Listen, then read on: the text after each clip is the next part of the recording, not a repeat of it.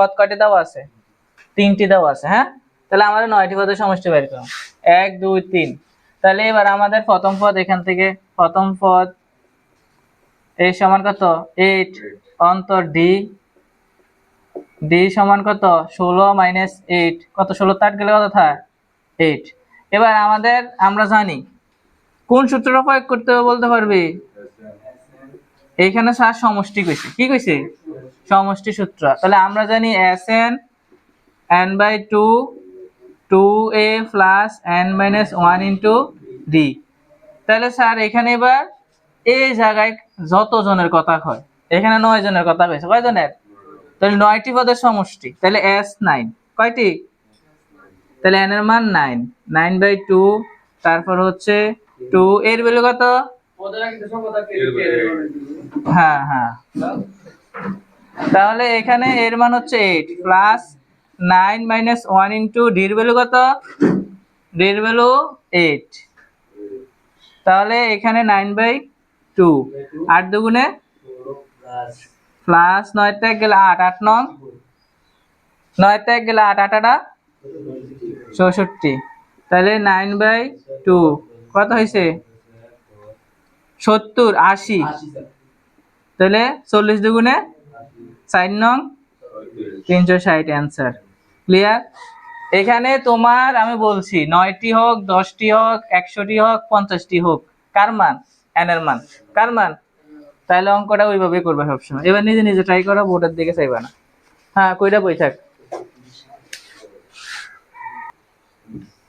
তাহলে দেখ, প্রথম পদ a সমান 5, তারপর অন্তর d 11 মাইনাস 5, তাহলে কত থাকে? 6 নেই? আচ্ছা 6। তাহলে এটা শেষ পদ। 59টা কি পদ? শেষ পদ। শেষ পদ হচ্ছে 59। তাহলে শেষ পদে আমরা n তম পদের মান ধরে নেব। কার মান? n তম পদ। তাহলে আমরা জানি n তম পদ, আমরা জানি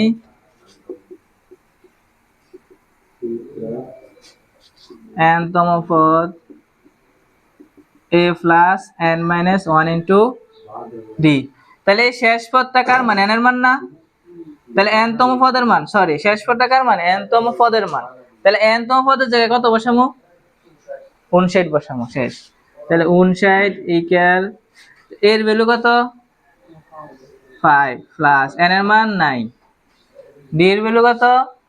6। n এর মান কেন নাই?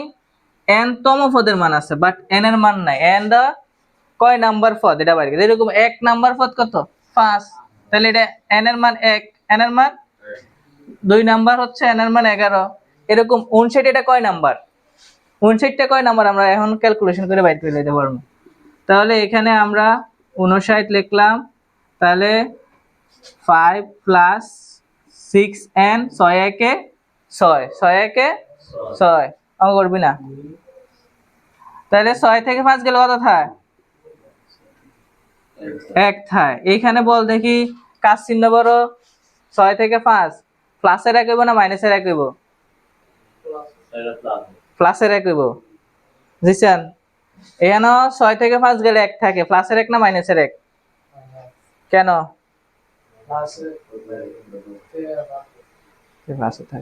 এই সহজ সিম্পল বেসিক কথা না জানলে, বেসিক কথা না জানলে তুমি ম্যাথ পারবা না। তো এই জায়গায় ভুল করলে তোমার পুরো অঙ্ক কাটা। 6 থেকে 5 গেলে 1 থাকে, ঠিক আছে স্যার, এটা প্লাসের 1 না মাইনাসের 1? চিহ্নের দিকে থেকে 6 বড় 5 ছোট, 6 হচ্ছে মাইনাসের, 5 হচ্ছে প্লাসের। হ্যাঁ, তাহলে মাইনাসের 1 হবে। তুমি প্লাসের 1 দিলে অঙ্ক একটা খিচুড়ি বানালে এটা, ঠিক আছে?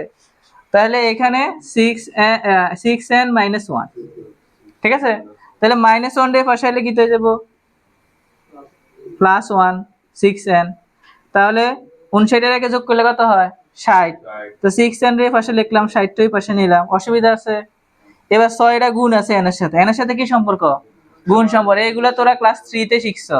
3 প্লাস 3x প্লাস y, এটা দ্বারা কি বোঝায়? x এর 3 গুণ y এর সাথে যোগ। এটা দ্বারা কি বোঝায়? x এর 3 গুণ, মানে x এর সাথে 3 গুণ সম্পর্ক, y এর সাথে কি সম্পর্ক? যোগ সম্পর্ক। তাহলে 6 n এর সাথে কি সম্পর্ক? গুণ সম্পর্ক। এটা পক্ষান্তর করলে কি হয়ে যাব? ভাগ, গুণ হয়ে যাবে কি ভাগ, যোগ হয়ে যাবে কি বিয়োগ। তাহলে n ইকুয়াল 60/6, 6×10 60। তাহলে n এর মান কত পাইছি 10। এবার আমাদের অঙ্ক শেষ হয় নাই, কইছে কত, কত মানে সমষ্টি, কত মানে কি। তাহলে সমষ্টি বাইর করতে হলে আমাদের n এর মান জানা আছে, কয় পদের সমষ্টি বাইর করবো 10টি, n এর মান 10 না, তাহলে 10 এর মানটা বাইর করব, 10টি পদের সমষ্টি। অতএব n পদের সমষ্টি জানা আছে, এটা বসাই দিবা। n পদের সমষ্টি Sn n/2 2a plus n-1 into d।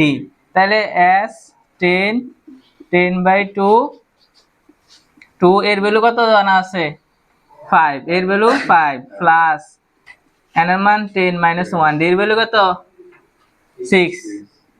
তাহলে এটা কাটাকাটি করা যায়, 5 হয়, 5 দুগুণে 10, তারপরে প্লাস 10 এর থেকে গেলে 9 ইন্টু 6, তাহলে 5 5 ইন্টু 10 6 নং প্লাস 54, তো 54 5 ইন্টু কত 64, ঠিক না।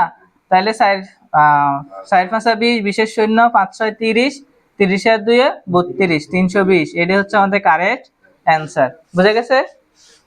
হ্যাঁ করো এবার। এটা সবচেয়ে বেশি থাকবো, এবং এটা দিয়ে আমাদেরকে সৃজনশীল দিতে পারে, এটা ভেরি ভেরি ইম্পর্টেন্ট।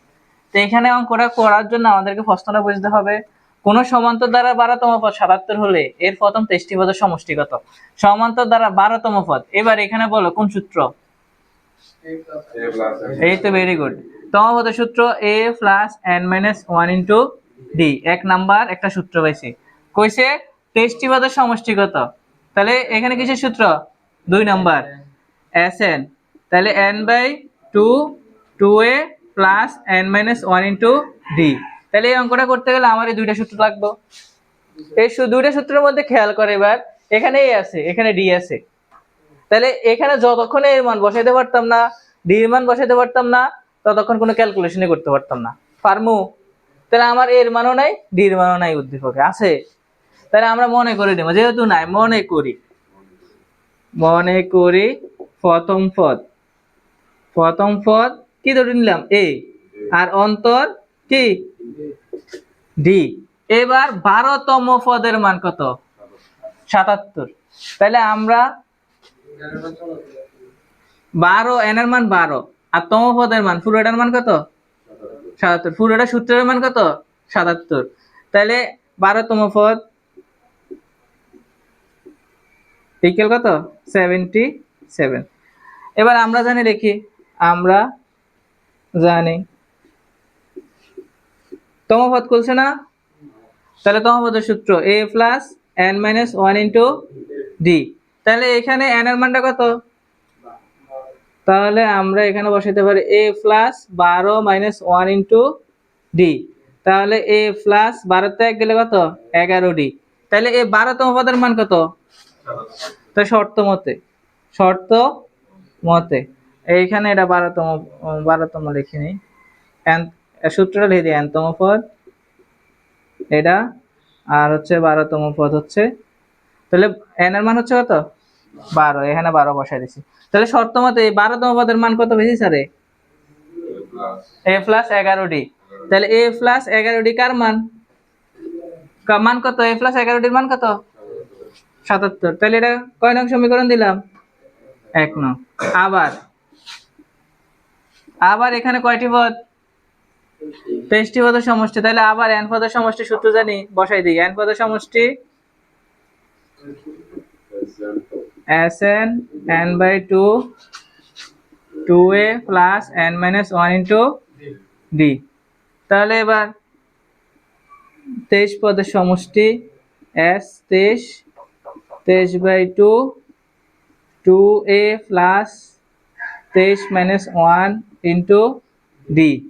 তাহলে 23/2 2a, 23 থেকে গেলে কত থাকে 22, 22 লগে কার গুণ d এর গুণ।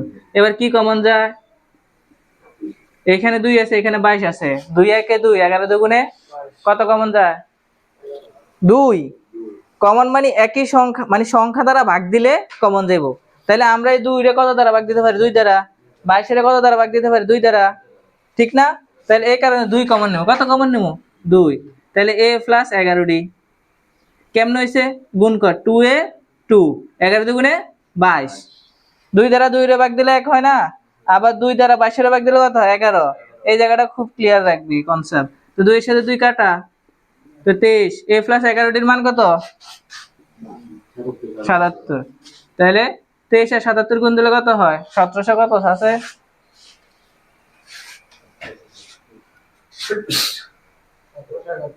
1771। এটাই হচ্ছে আমাদের কারেক্ট অ্যান্সার। ক্লিয়ার? যদি কনসেপ্ট